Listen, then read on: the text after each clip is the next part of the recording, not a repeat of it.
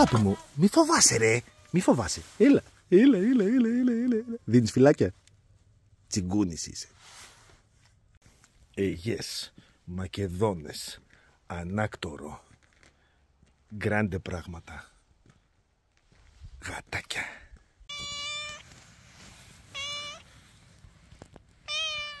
Κινητό είναι.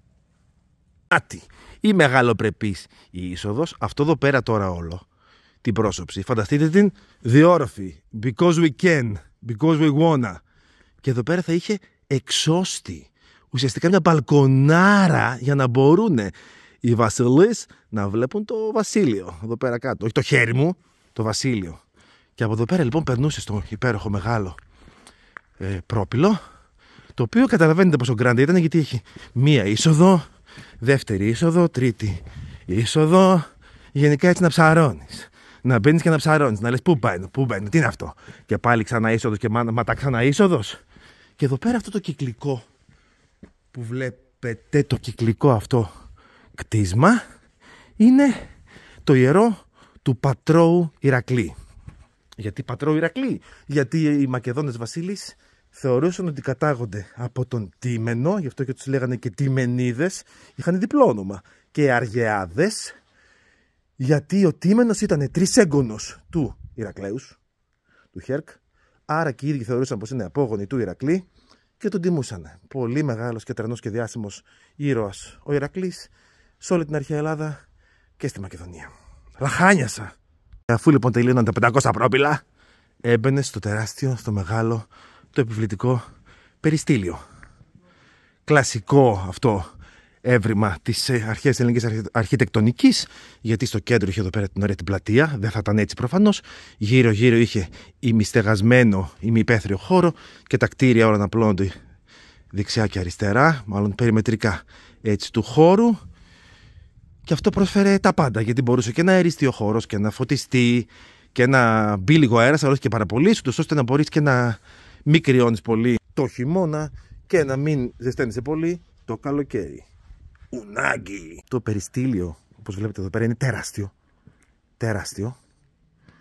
Καταλαβαίνεις τον όγκο του με τις αναστηλωμένες κολόνες, τους κύονες για να το λέμε και τυπικά, γιατί μια φίλη με μαλώνει. Και γύρω-γύρω περιμετρικά θα είχε τα υπόλοιπα δωμάτια του ανακτόρου, τα οποία δεν ξέρουμε σε τι χρησιμεύαν. Δεύτερη πλαϊνή είσοδος, έξοδος για το ανάκτορο. Αυτά όλα μπορεί να ήταν αίθουσες που μπορεί να τρώγανε και να πίνανε όλοι μαζί για δημόσιες εκδηλώσεις, για το αρχείο του ανακτόρου. Προφανώς και θα υπήρχε και αρχείο στο ανάκτορο. Δεν ήταν απλά ένα ανάκτορο για να περνάμε καλά, ήταν διοικητικό κέντρο όλο αυτό το πράγμα, όπως καταλαβαίνετε. Και από εδώ η είσοδος, που χωρίζει σε δύο δωμάτια, δηλαδή είναι το πρόπυλο, και μπαίνει και εδώ πέρα βλέπουμε ένα υπέροχο ψηφιδωτό, όπως και από την άλλη μεριά.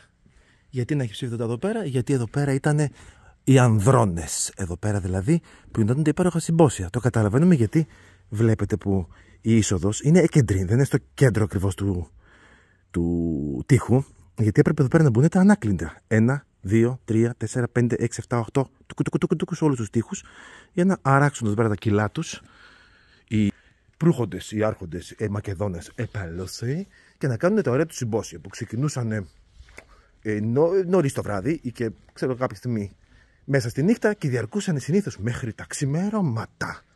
Είχαν και το εξής οι Μακεδόνες στα συμπόσια. Έπρεπε να τρως ξαπλωμένος, αλλά μόνο αν είχες καταφέρει να σκοτώσεις αγριόχειρο χωρίς τη χρήση δικτυού. Δηλαδή, αν έχεις αποδείξει τη ρόμη σου και την τρανή σου αξία ως πολεμιστής και κυνηγός, χωρίς να έχεις χρησιμοποιήσει δίχτυ, κόλπο δηλαδή, για να πιάσεις το γουρούνι, τον αγριόχειρο, τον κάπρο. Ο Κάστανδρος λοιπόν της Μακεδονίας, ο βασιλιάς, ο μετέπειτα, μέχρι τα 40 του λέει, έτρωγε καθιστός.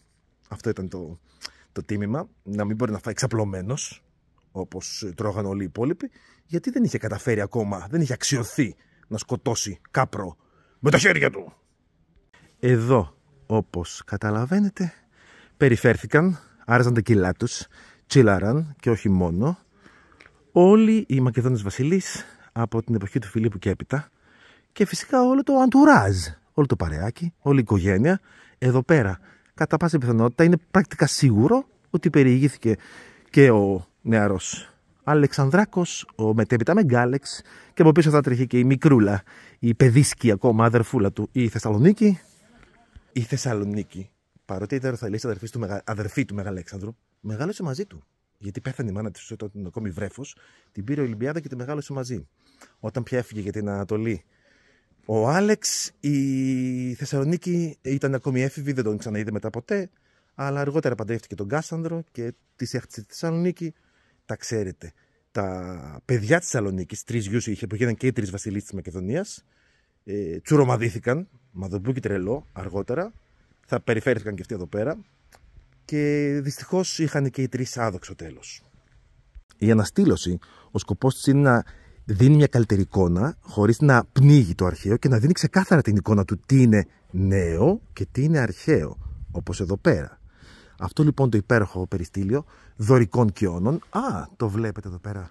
Αυτό εδώ πέρα το κομμάτι, που είναι σαν φακός επαφής, σαν πιατάκι, λέγεται εχίνος στο δωρικό κοιονόκρανο. Αυτό καταλαβαίνουμε πως είναι ιστεροκλασικό και ελληνιστικά αργότερα, γιατί είχε πλέον μικρύνει πολύ αυτό εδώ πέρα το κομματάκι. Αυτό εδώ πέρα. Ενώ στα αρχαϊκά χρόνια αυτό είναι σαν φρατζόλα, έτσι παχύ και μεγάλο και ωραίο. Ενώ τώρα είναι πιο διακριτικό, πιο κυμπάρικο. Πηγαίνετε σε διάφορους χώρους και βλέπετε τα δωρικά κοιονόκρανα, μπορείτε να καταλάβετε περίπου τι εποχής είναι. Αν είναι αφράτο αυτό και μεγάλο και παχύ, είναι αρχαϊκής εποχής. Στην κλασική εποχή ήρθε και μήκαινε λίγο παραπάνω, και στην ιστεροκλασική και ύστερα έγινε έτσι πιο διακριτικό, σαν ένα πιατάκι μόνο πάνω στο κοιονόκρανο. Τέλειο. Η Αιγές ήταν η πρώτη πρωτεύουσα των Μακεδόνων, ναι. Η βασιλικιά, η σπουδαία, μεγάλη. Αργότερα μεταφέρθηκε στην Πέλα, κατά πάσα πιθανότητα από τον βασιλιά Αρχέλαο. Αλλά η σύνδεση έμεινε με την αρχική πρωτεύουσα, η οποία ήταν και η ιερή, ας το πούμε, και εδώ πέρα ήταν και ο τόπος της ταφής των βασιλιάδων. Εδώ πέρα επίσημα τα άφανταν οι βασιλιάδες, άσχετα αν κυβερνούσαν από την Πέλα. Έρχονταν εδώ πέρα για τελευταία κατοικία. Και όλο αυτό μας δίνει μια αίσθηση του μεγαλείου, του πλούτου και της δύναμης που ήταν η αρχαία Μακεδονία.